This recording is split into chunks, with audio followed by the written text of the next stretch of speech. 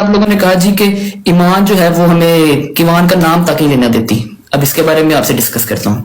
وہ سیپریٹ گھر چاہتے ہیں, ایمان چاہتی سیپریٹ گھر. میری بہن نے اللہ کی قسم وہ یہ نہیں چاہتی کہ سیپریٹ گھر ہو, وہ چاہتی کہ میں ان کے ساتھ مل کے رہوں.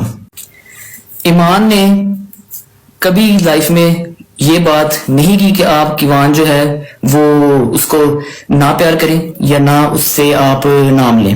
میں معافی مانگ لوں گا بھائی جان, جو غلطی ہے مجھے پھر سے معاف کر دو. میں نے ایک بندے سے معافی مانگی, میں نے قرآن پہ ہاتھ رکھ کے معافی مانگی, میں نے ریحان بھائی کے پوڈ کاسٹ میں کال کی, میں نے ہر جگہ کہا کہ بھائی جان بس کر دو, میں چھوٹا آپ بڑے. ٹھیک, ولاگ ہو رہا تھا, ٹھیک ہے, رجب بھائی سے کر رہے, ان کے گھر والے ولاگ کر رہے تھے. آپ ہی آئی تھی یہاں کیوان کے سرکمسیشن کے لیے.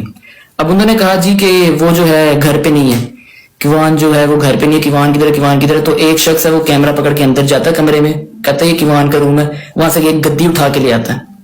اس گدی کو اٹھا کے وہ کیوان سے تشبیہ دیتا ہے کہ یہ کیوان ہے جی, جو کہ کیوان پری میچور ہے اور ابھی وہ گھر آیا تھوڑے دن پہلے. اس کے میری جو سسٹر ہے انہیں برا لگتا ہے کہ میرے بیٹے کو گدی کے ساتھ کیوں تشبیہ دی جا رہی ہے. وہ میسج وائس نوٹ پہ کرتی ہے کہ آج کے بعد کیوان کا آپ نے ولاگ میں نام نہیں لینا. وہ آڈیو اٹھا کے دے دیا جاتا ہے جی کسی پوڈ کاسٹر کو, جو اپنے پوڈ کاسٹ میں یہ بات کر دیتے ہیں کہ جی ایمان تو بہت ہی گندی ہے, اس نے تو کہہ دیا کہ نام تک نہ لیں. ایسی کسی نے کوئی ریسٹرکشن نہیں لگائی.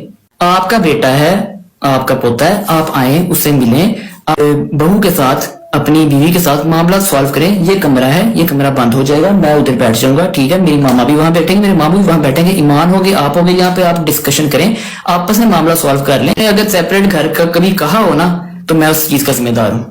ہم ریڈی ہیں, ہم آج سے ہی ریڈی, ہم 6 مہینے سے ریڈی تھے اس بات کے لیے کہ چلو آپ لوگ آؤ.